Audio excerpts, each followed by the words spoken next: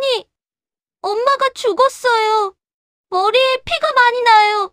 새벽 3시 휴대폰 소리에 잠에서 깼습니다. 화면에 뜬 이름은 사위였어요. 하지만 들려온 건 8살 손녀 서연이의 떨리는 목소리였습니다.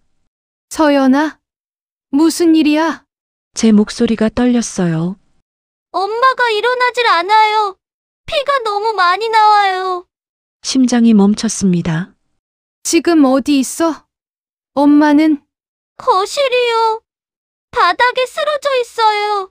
할머니 무서워요. 아이의 흐느끼는 소리가 들렸어요. 그리고 멀리서 들리는 낮은 남자 목소리가 들렸습니다. 조용히 안 해! 사위였습니다. 제 손이 떨렸어요. 서연아, 할머니가 지금 바로 갈게. 숨어 있어. 아빠한테 들키지 말고. 빨리 와주세요. 전화가 끊겼습니다. 이불을 박차고 일어났어요. 옷을 아무거나 집어 입었습니다. 단추를 채울 시간도 없었어요. 현관으로 달려가며 자동차 키를 집어들었습니다. 어떡하지, 우리 딸 무사해야 될 텐데. 아무 일도 아닐 거야. 온몸이 떨렸어요. 밤운전은 하지 않는 제가 망설임 없이 차에 올라타 시동을 걸었습니다. 오늘 죽는 한이 있더라도 딸에게 달려가야 합니다.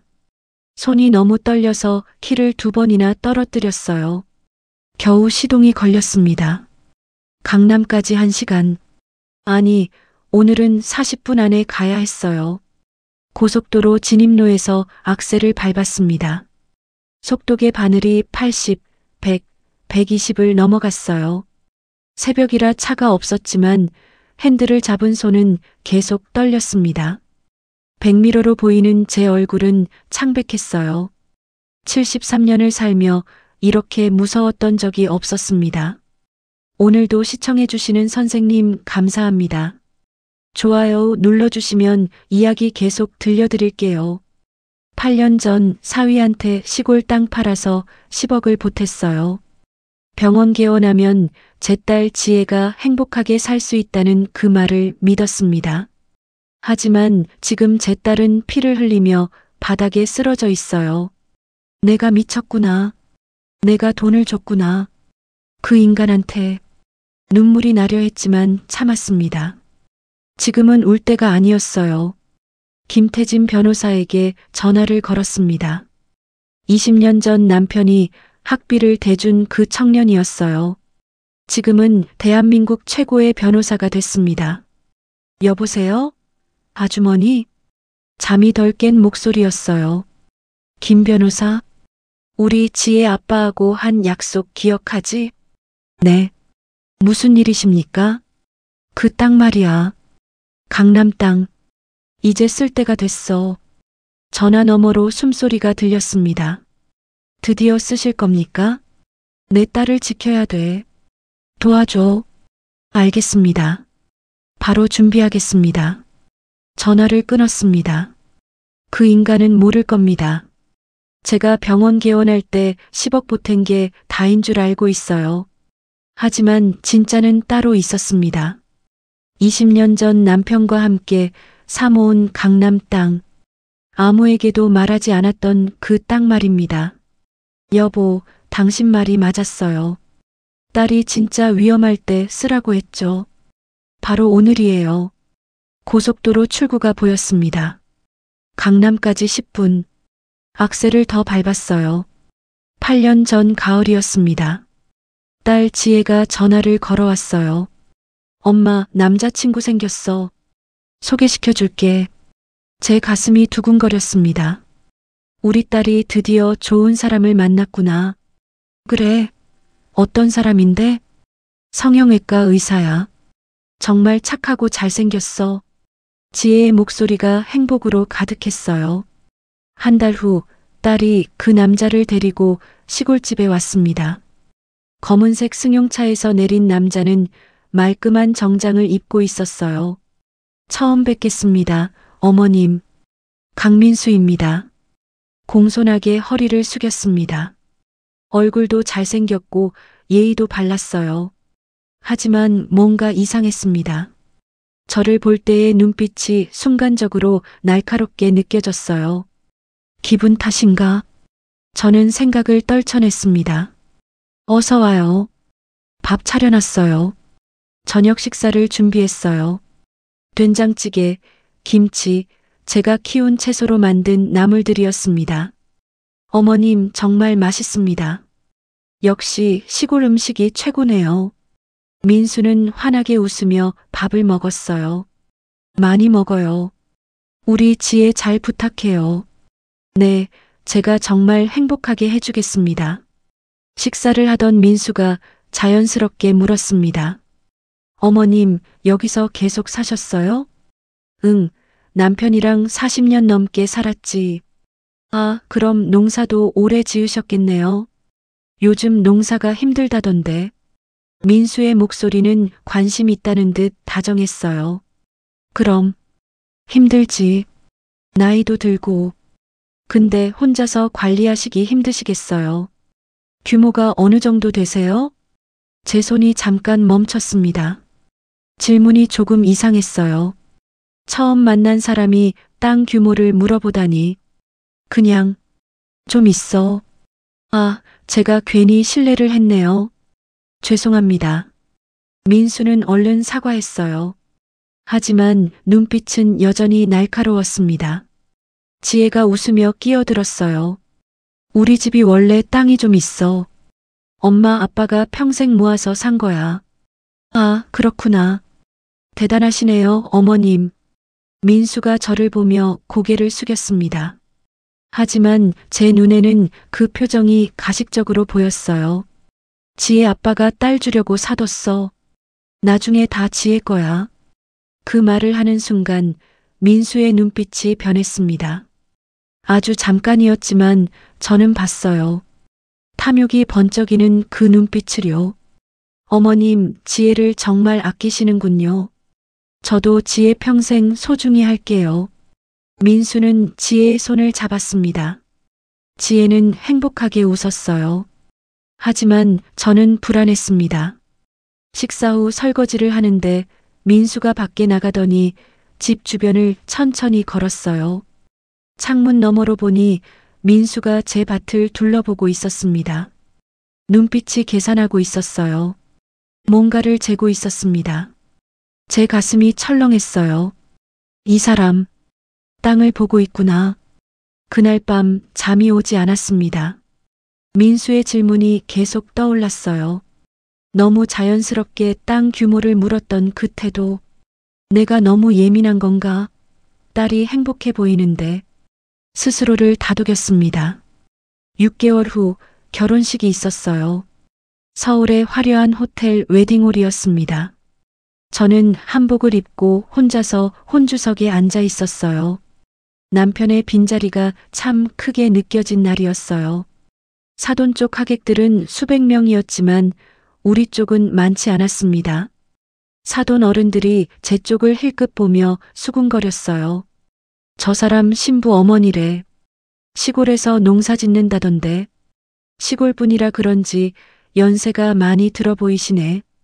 그래도 땅은 좀 있다며? 시골 땅이 뭐 많아봐야 뭐 하겠어? 저 노인네 의사사위 보고 복이 많네. 소리가 다 들렸습니다. 하지만 참았어요. 딸이 행복하면 됐으니까요. 신랑 신부가 제게 절을 올렸습니다. 민수가 저를 보며 말했어요. 어머님, 지혜 평생 행복하게 해주겠습니다. 그 말을 믿었습니다. 믿고 싶었어요. 결혼 후 2년이 지났어요. 어느 날 지혜가 전화를 걸어왔습니다. 엄마, 민수 오빠가 병원 개원하려고 해. 그래, 잘 됐네. 근데 자금이 좀 부족하대. 엄마 혹시 땅을 조금 팔 수 있을까? 얼마나 필요한데? 10억이면 된대. 엄마 미안해. 나중에 병원 잘 되면 꼭 갚을게. 딸의 목소리가 미안함으로 가득했어요. 원래부터 너 주려고 가지고 있던 거야. 미안해 하지 마라 지혜야. 엄마가 돈 마련해 줄게. 엄마, 고마워. 꼭 갚을게. 전화를 끊고 창밖을 바라봤어요. 남편이 평생 일궈서 사모은 땅, 딸 주려고 남겨둔 땅이었습니다. 여보, 우리 지혜를 위해 땅을 지금 파는 게 맞겠죠? 한 달 후 땅을 팔았습니다. 10억? 평생 본 적 없는 큰 돈이었어요. 전액을 사위에게 보냈습니다. 그날 저녁 민수한테서 전화가 왔어요. 장모님, 정말 감사합니다. 제가 꼭 성공해서 지혜 행복하게 해주겠습니다. 그래, 강서방, 우리 딸 잘 부탁하네. 사위의 자신만만한 목소리를 들으니 마음이 뿌듯했습니다. 3개월 후 병원 개원식이 있었어요. 강남 역삼동의 건물. 강민수 성형외과라는 간판이 번쩍였습니다. 장모님 오셨어요? 민수가 환하게 웃으며 저를 맞았어요. 강서방, 축하하네. 다 장모님 덕분입니다. 태도는 깍듯하고 말은 살가웠지만 이상하게도 그 눈빛은 여전히 차가웠습니다. 개원 후 석 달쯤 지났을 때 딸한테서 전화가 왔어요. 엄마 잘 지내죠? 목소리가 떨리고 있었습니다. 왜? 무슨 일이야? 아니야. 아무것도 아니야. 그리고 전화를 끊어버렸어요. 결혼 초반이기도 하고 젊은 사람들끼리 티격태격을 했나 싶었어요. 그날부터 딸과의 연락이 뜸해졌습니다. 딸을 거의 보지 못했어요. 생일이나 명절 때 잠시 만나고 전화하고 그게 다였어요. 별 다른 소식이 없으니 잘 살겠지 싶었어요. 그렇게 6년이 흘렀습니다. 그리고 오늘 새벽 손녀의 전화를 받았습니다. 할머니, 엄마가 피 흘려요. 이제 알았어요. 제가 10억을 준 순간부터 내 딸 지혜에게 지옥이 시작됐다는 걸. 강남 타워 팰리스 앞에 도착했습니다. 차에서 내리니 다리가 후들거렸어요. 엘리베이터를 탔습니다. 35층 버튼을 눌렀어요. 올라가는 동안 거울에 비친 제 모습이 보였습니다. 잠옷 차림에 머리는 헝클어졌지만 신경 쓸 겨를이 없었어요. 지혜야, 엄마가 간다. 조금만 기다려. 엘리베이터 문이 열렸습니다. 복도는 조용했어요. 3503호. 딸의 집 앞에 섰습니다. 비밀번호를 눌렀어요. 딸의 생일 828. 문이 열렸습니다. 현관 안에서 소리가 들렸어요. 낮은 남자 목소리, 아이의 흐느끼는 소리. 문을 열었습니다. 그리고 봤습니다. 바닥에 쓰러진 딸. 얼굴에 피멍, 코에서 흐르는 피, 입술이 터져 있었어요. 오른쪽 팔이 이상한 각도로 꺾여 있었습니다. 지혜야. 달려가 무릎을 꿇었어요. 딸의 얼굴을 만졌습니다. 차갑고 축축했어요. 지혜야, 엄마야. 눈 떠봐. 대답이 없었습니다. 하지만 숨은 쉬고 있었어요. 할머니. 작은 목소리가 들렸어요. 손녀 서연이었습니다. 아이는 구석에 웅크리고 앉아 떨고 있었어요. 서연아. 제가 손을 뻗자 아이가 달려와 제 품에 안겼습니다. 할머니. 엄마가 죽었어요. 이제 괜찮아. 할머니 왔어. 소파에 민수가 앉아 있었어요. 정장 바지에 와이셔츠를 입고 위스키 잔을 들고 있었습니다. 태연한 표정이었어요. 어머님, 이 시간에 무슨 일이세요? 차분한 목소리였습니다. 마치 아무 일도 없었다는 듯이요. 우리 지혜에게 무슨 짓을 한 거야? 한 게 아니라요, 어머님. 민수가 천천히 일어났습니다. 지혜가 스스로 넘어진 겁니다. 제가 말렸는데도 자꾸 벽에 머리를 박더라고요. 제 귀를 의심했어요. 무슨 소리야? 민수가 한숨을 쉬었습니다. 어머님께 말씀드리기 곤란했는데 지혜가 요즘 정신과 상담을 받고 있어요. 우울증과 자해 경향이 있어서요. 거짓말. 제 목소리가 떨렸습니다. 거짓말이 아닙니다. 제가 의사인데 제 아내 상태를 제가 모르겠습니까? 민수의 목소리는 침착했어요. 그 침착함에 치가 떨렸습니다. 119 불러야겠어. 119도 안 부르고 왜 아직도 이러고 있었던 거야? 화가 나서 소리쳤습니다. 휴대폰을 꺼냈습니다. 민수가 다가왔어요. 어머님, 그러실 필요 없습니다. 제가 의사예요. 지혜 상태는 제가 제일 잘 압니다. 병원 가봤자 입원만 길어지고 안 좋은 소문만 납니다. 제 병원 이미지도 있고 이 사람도 교사 아닙니까? 좋을 게 없어요. 비켜. 이런 나쁜 놈아. 제 입에서 막말이 나왔습니다.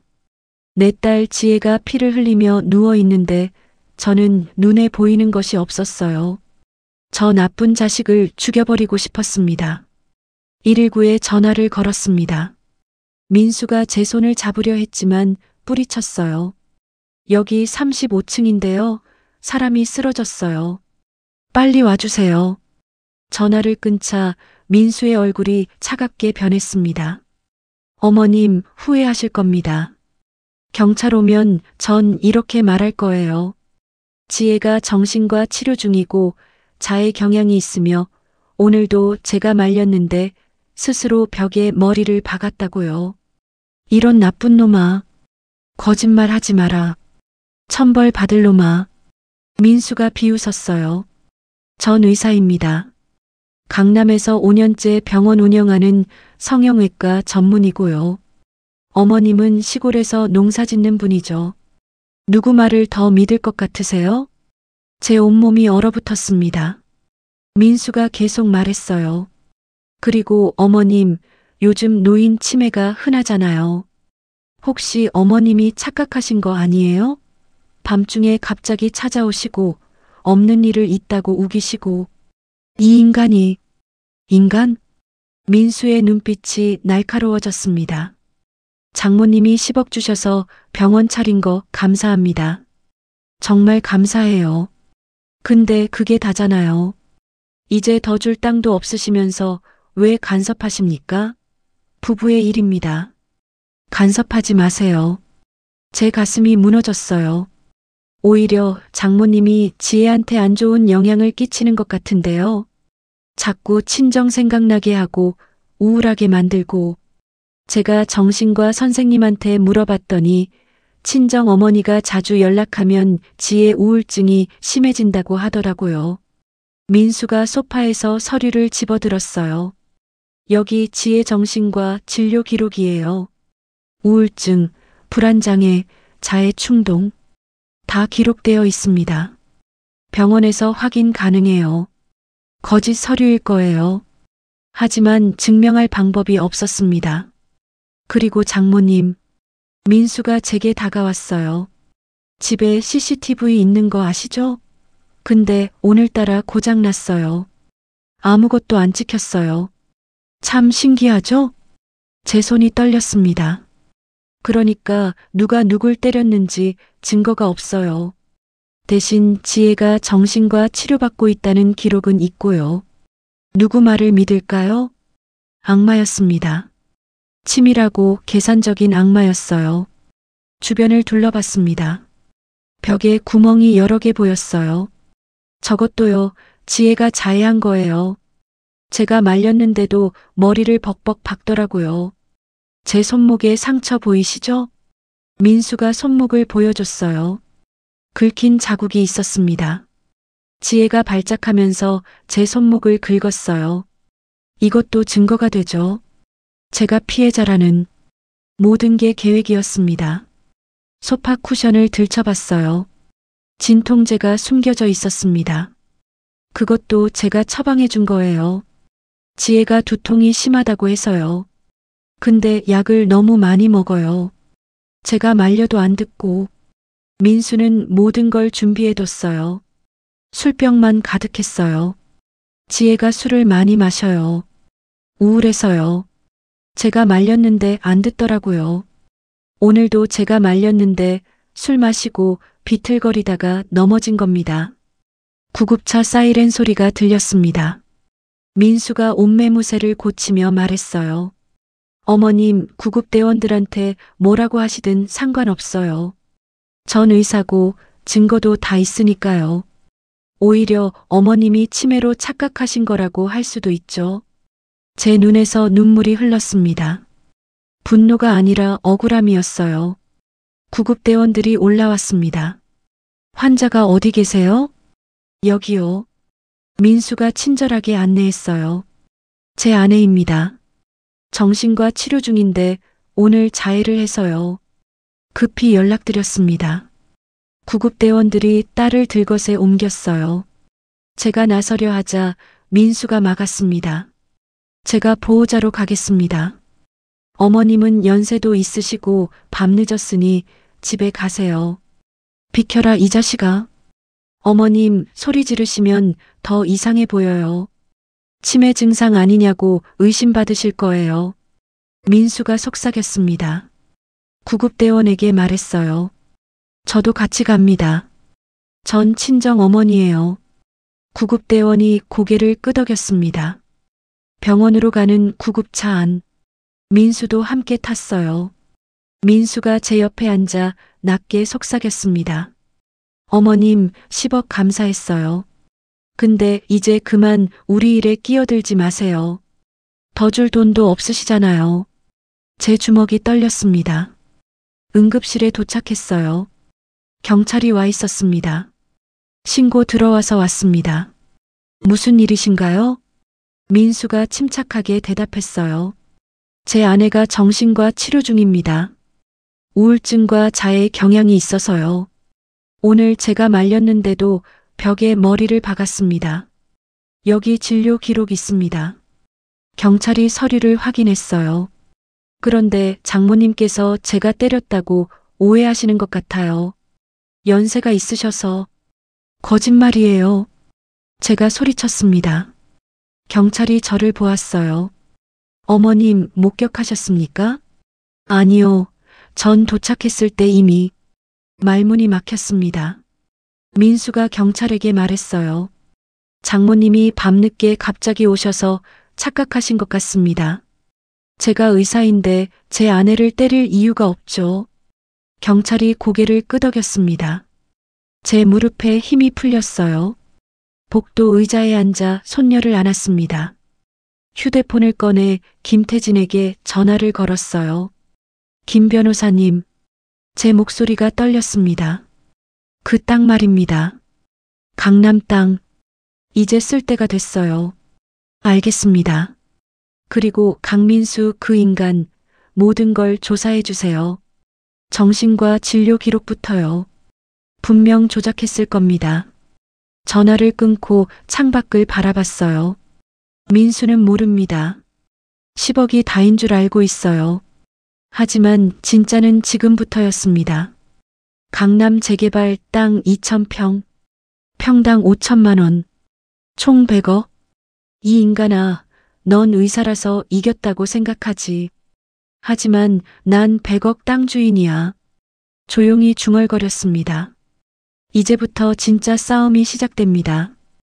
응급실 복도에 앉아 있었습니다. 20년 전이 떠올랐어요. 순자야, 큰일 났어. 남편이 뛰어왔습니다. 손에 서류를 들고 있었어요. 왜 그래요? 우리 시골 땅 재개발 확정됐대. 제 손이 떨렸습니다. 남편이 30년간 조금씩 사모은 시골 땅 5,000평이었어요. 얼마나 받는데요? 평당 20만 원. 총 10억이야. 10억? 평생 본 적 없는 돈이었습니다. 그날 밤 남편이 지도를 펼쳤어요. 순자야, 이 돈으로 땅 하나 더 사자. 또요? 시골 땅도 남았는데. 남편의 표정이 진지해졌습니다. 우리 딸 하나밖에 없잖아. 그렇죠. 우리에겐 지혜 하나뿐이었어요. 더 낳고 싶었지만 몸이 안 좋아서 못 낳았습니다. 딸 하나 키우면서 평생 걱정했어. 우리가 못 배워서 뭐 해줄 게 없고 돈도 별로 없고. 남편의 목소리가 떨렸어요. 그래서 땅이라도 사뒀잖아. 딸 결혼하면 주려고. 우리가 딸내미 못 지켜줄 일이 생기면 지혜가 돈이라도 있어야 든든하지. 남편이 제 손을 꼭 잡았습니다. 딸 하나밖에 없는데 우리가 지켜줘야지. 평생 지켜줄 수는 없어도 마지막 카드는 남겨둬야 해. 강남 쪽에 땅 하나 더 사자. 그건 아무한테도 말하지 말고 숨겨두는 거야. 딸한테도요? 남편이 고개를 끄덕였어요. 응. 딸한테도 비밀이야. 만약 사위가 나쁜 놈이면 시골 땅만 알고 있는 거지. 그럼 이제 없다고 생각할 거야. 그럼 강남 땅은요? 그건 우리가 진짜 힘들 때 쓰는 거야. 그게 우리가 딸 위에 남겨줄 수 있는 마지막이야. 남편의 눈에 눈물이 고였어요. 순자야, 우리 딸 하나야. 딸이 행복하게 살면 좋겠지만 만약 불행하면 우리가 구해줄 방법이 있어야 해. 저도 눈물이 났습니다. 알았어요. 그렇게 해요. 그렇게 강남 땅을 샀습니다. 계약할 때 남편이 청년 하나를 데리고 왔습니다. 순자야, 이 친구가 도와줄 거야. 처음 뵙겠습니다. 김태진입니다. 20대로 보이는 법대생이었어요. 우리 식당에서 아르바이트 하는 애야. 법 공부하는데 똑똑해. 김태진은 계약서를 꼼꼼히 봐줬습니다. 사장님, 이 조항은 이렇게 바꾸는 게 좋아요. 고맙구나. 계약 후 밥을 사줬어요. 남편이 김태진에게 말했습니다. 태진아, 학비 힘들다며? 네. 고아원에서 자라서 도와줄 사람이 없어요. 우리가 도와줄게. 대신 약속 하나만 해줘. 무슨 약속이요? 남편이 제 손을 잡았어요. 우리 딸 하나밖에 없어. 나중에 우리 딸이 힘들면 내가 도와줘. 변호사 되면 우리 딸 꼭 도와줘야 된다. 김태진의 눈이 커졌습니다. 꼭 도와드릴게요. 약속드립니다. 그날부터 김태진의 학비를 댔어요. 졸업 후 김태진은 변호사가 됐습니다. 명절마다 시골집에 왔어요. 15년 전 남편이 병원에 입원했어요. 암이었습니다. 임종 직전 제 손을 꼭 잡았어요. 남편이 눈물을 흘렸습니다. 순자야, 우리 강남 땅. 네, 여보. 그건 우리 딸 하나 지키라고 남겨둔 거야. 딸이 정말 위험할 때만 꺼내. 알아요. 지혜한테도 말하지 마. 목소리가 점점 작아졌어요. 힘들면 김 변호사한테 연락해. 약속했으니까. 그게 마지막이었습니다. 남편은 딸을 평생 걱정했어요. 외동딸이라서 더 걱정했습니다. 그 후 지혜가 결혼했어요. 민수한테 시골 땅 팔아서 10억을 줬습니다. 장모님 땅을 다 팔아서 어쩝니까? 전 재산이 맞죠? 야비한 그놈이 제 속마음을 떠보았어요. 민수가 물었을 때 거짓말을 했어요. 응, 이제 없어. 더 줄 것도 없어. 민수는 그 말을 믿었습니다. 하지만 강남 땅 2,000평은 숨겨뒀어요. 남편과의 약속이었으니까요. 3개월 전 부동산에서 연락이 왔습니다. 사모님, 강남 땅 안 파시겠습니까? 땅값이 정말 많이 올랐어요. 평당 5천만 원, 총 100억 원입니다.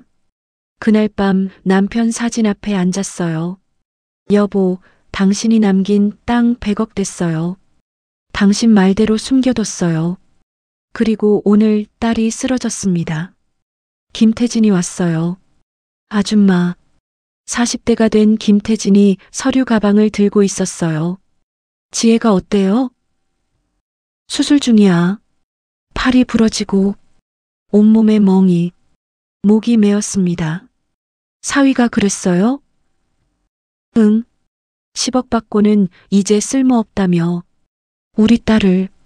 김태진의 주먹이 떨렸어요. 아줌마, 시작하시죠. 아저씨가 부탁하셨잖아요. 지혜 지켜달라고.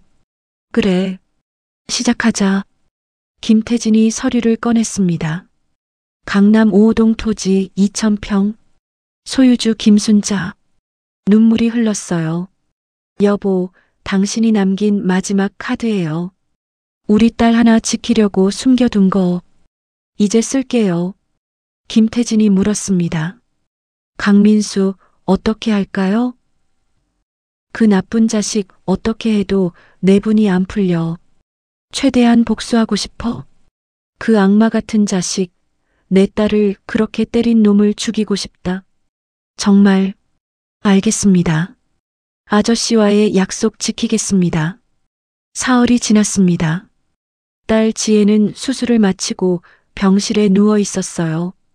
오른쪽 팔에 깁스를 했고 얼굴의 멍은 여전히 퍼렇게 남아 있었습니다. 엄마, 지혜가 제 손을 잡았어요. 괜찮아, 지혜야. 이제 괜찮아. 미안해요. 엄마한테 말 못해서 눈물이 흘렀습니다. 아니야. 엄마가 미안해. 진작 알았어야 했는데. 그때 병실 문이 열렸어요. 강민수였습니다. 정장을 단정하게 입고 과일 바구니를 들고 있었어요. 얼굴에는 미소까지 띄고 있었습니다. 여보, 괜찮아? 민수가 다정하게 물었어요. 마치 걱정스러운 남편처럼요. 지혜가 몸을 움츠렸습니다. 어머님도 계시네요. 어머님, 지혜 돌봐주셔서 감사합니다. 민수가 저에게 공손하게 인사했어요. 제 주먹이 쥐어졌습니다. 당장 나가라, 이 자식아. 어머님, 제가 남편인데 왜 나가야 합니까? 민수의 목소리는 여전히 부드러웠어요. 하지만 눈빛은 차가웠습니다. 지혜가 떨며 말했어요. 당장 여기서 나가요.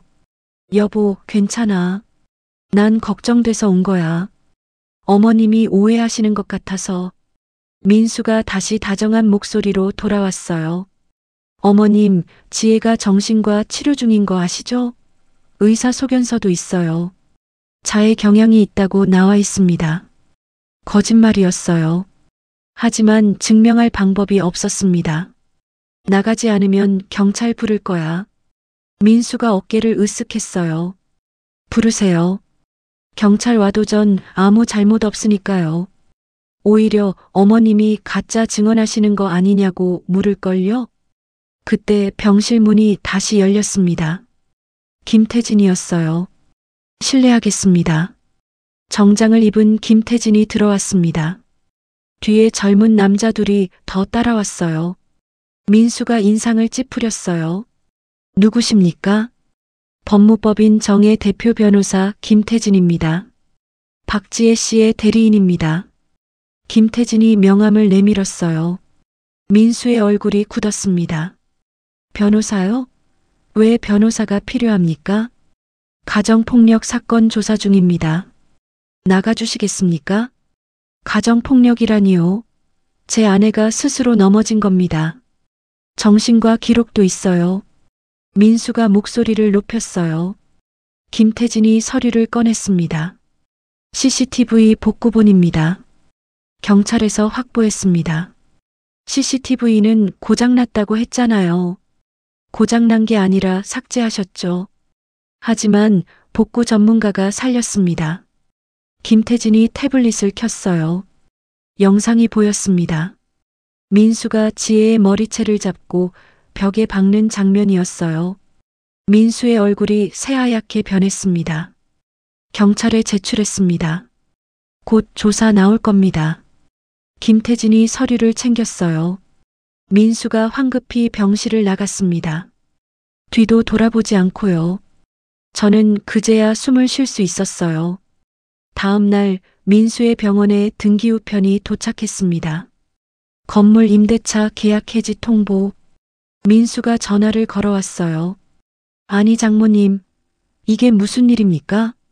장모라고? 이 자식아 어디다 장모래? 제 병원 건물주가 갑자기 계약 해지를 통보했어요. 그래서 이러면 제 병원이 문 닫습니다. 강남에서 다른 건물 구하려면 보증금만 20억이에요. 그럼 병원 문 닫으면 될 것 아니야? 전화를 끊으려는데 민수가 소리쳤어요. 건물주가 김순자라는데요. 혹시 동명이인이겠죠? 제 입가에 미소가 번졌습니다. 동명이인이 아니야. 네. 그 건물 주인이 나야. 전화 너머로 숨소리만 들렸어요. 말도 안 돼요. 장모님이 강남에 건물이 있을 리가. 그럼 제가 그동안 월세를 그래 나한테 냈지. 한 달에 2천씩. 민수가 말을 잇지 못했어요. 10억 준 거 기억나지? 병원 차리라고 준 거. 근데 사실 그 건물은 원래 내 거였어. 너는 내 건물세 들어 산 거야. 전화를 끊었습니다. 김태진이 웃었어요. 첫 타격 성공입니다. 이제 강민수 병원 세무조사 들어갑니다. 탈세 정황 발견했어요. 약 10억 정도. 추징금 포함하면 30억 나올 겁니다. 고개를 끄덕였습니다. 계속해. 탈탈 털어놔 아주. 그리고 의료사고 은폐 기록도 찾았습니다. 환자 5명. 합의금 주고 덮었어요. 증거도 다 확보했습니다. 피해자들도 찾았고요. 김태진이 서류 뭉치를 보여줬어요. 강민수 이 악마 같은 자식아. 너 이제 끝장낸다. 창밖을 바라봤어요. 서울 하늘이 맑았습니다. 여보, 당신 말대로 했어요. 마지막 카드 꺼냈어요. 우리 딸 지킬게요. 휴대폰이 울렸어요. 강민수였습니다. 받지 않았어요. 또 울렸습니다. 또 받지 않았어요. 10번째 전화가 왔을 때 받았습니다. 어머님, 제발 한 번만 용서해 주세요. 어머님 좋아하시네. 이 악마야. 강민수가 울고 있었어요. 가증스런 눈물을 흘리고 있었죠. 용서? 제 목소리는 얼음처럼 차가웠습니다. 네가 귀한 내 딸을 때렸을 때 이미 끝났어. 전화를 끊었습니다. 김태진이 말했어요. 아줌마, 이제 법정 갈 준비하시죠. 한 달 후 법정이었습니다. 이혼 조정 첫날. 저는 방청석에 앉아 있었어요. 민수 쪽에는 변호사 3명이 앉아 있었습니다. 민수는 깔끔한 정장을 입고 있었어요. 지혜는 혼자 앉아 있었습니다.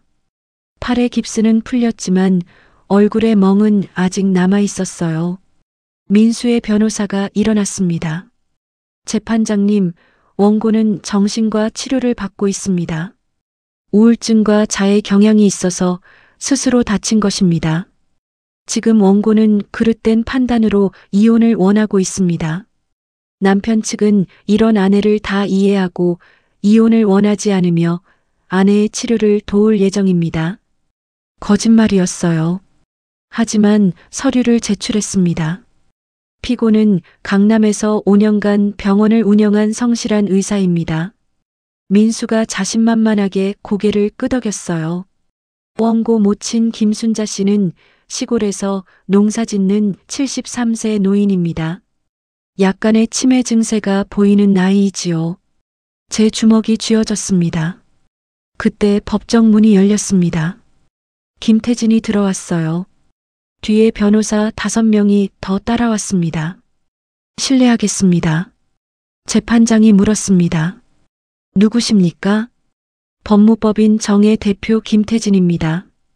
원고 측 대리인입니다. 민수의 미소가 사라졌어요. 김태진이 서류를 제출했습니다. 가정폭력 증거입니다.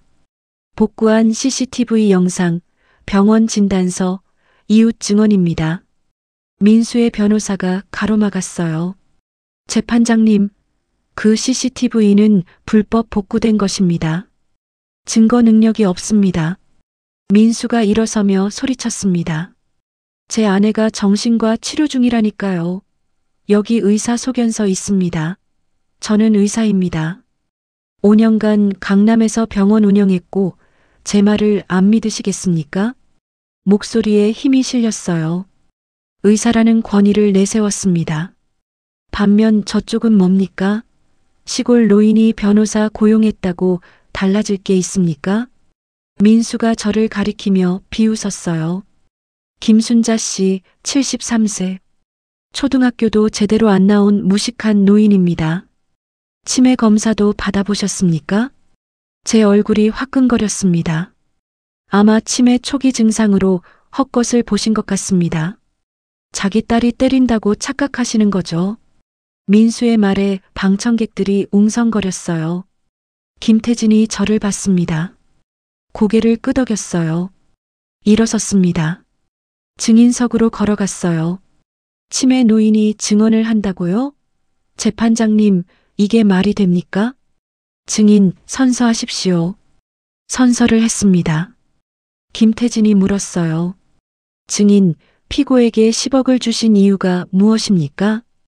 딸을 책임지고 행복하게 해준다고 해서 병원 차리라고 돈 보탰습니다. 김태진이 말했습니다. 피고의 의료사고 은폐 기록 5건, 탈세 기록 10억 원어치 모두 확보했습니다. 민수가 자리에 주저앉았습니다. 저는 증인석에서 민수를 내려다봤어요. 넌 의사라고 했지. 권위 있다고 했지. 근데 뭐야? 환자 5명 의료사고 냈어. 10억 탈세했어. 그리고 와이프 매일 때렸어. 민수가 고개를 들었어요. 눈에 눈물이 고였습니다. 너 나한테 매일 뭐라고 했어? 이제 돈 없으니 쓸모없다고 했지? 난 내 장모가 아니야.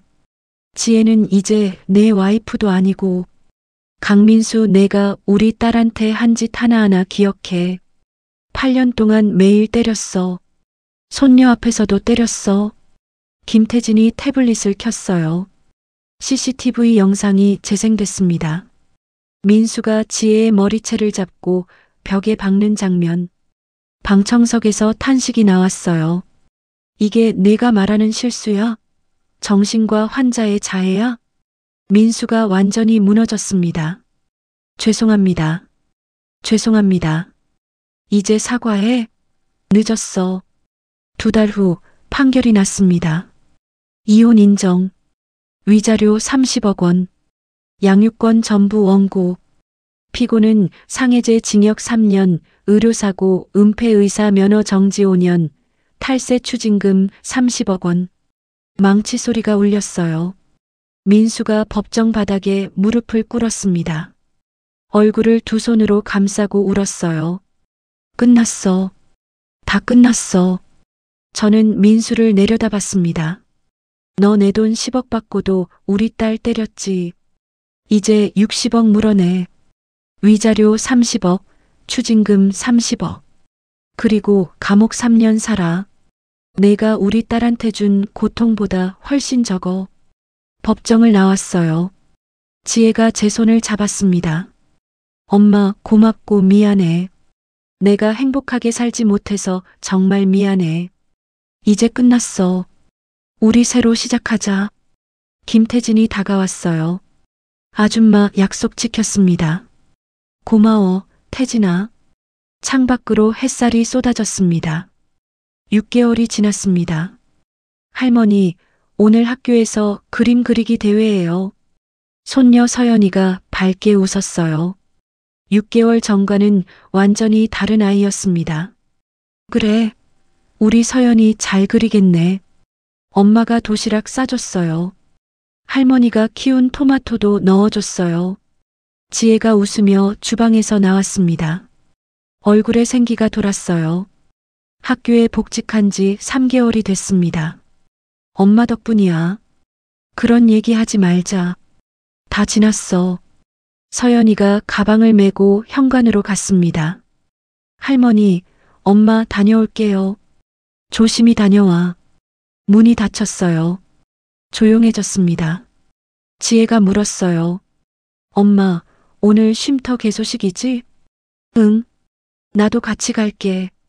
가정폭력 피해자들을 위한 곳이었어요. 남편이 딸 지켜주라고 남긴 땅으로 우리 지혜를 지키고 그리고 세상의 모든 딸들을 지키는데 쓰고 싶었습니다. 이제 우리 서연이 지혜와 세상에 상처받은 딸들을 지키는데 제 남은 생을 바치려고 합니다. 새로운 인생의 시작입니다. 오늘 이야기 어떠셨나요? 어떤 말이든 좋아요. 소감을 댓글로 남겨주세요. 구독과 좋아요도 부탁드립니다. 다음에 더 재미있는 사연으로 찾아오겠습니다.